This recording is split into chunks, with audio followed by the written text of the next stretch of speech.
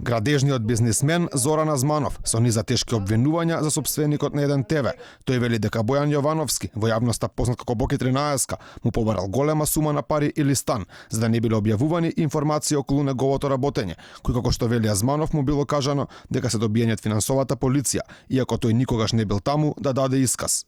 Во петокот ми беа побарани пари за да немам никакви проблеми. 50.000 евра или стан.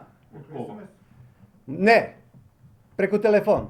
Кој ви ги побара? Бојан Јовановски. Азманов обвини дека станувало збор за обид за рекет од страна на Боки 13 и како што тој вели новокомпонираната Еден ТВ.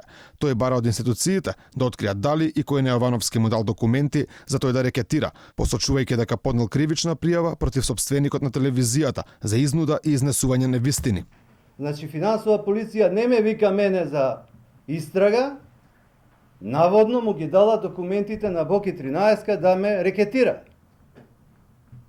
Значи тука имаме спојување на институцијата финансиска полиција и ново компонираната телевизија Еден ТВ за рекетирање.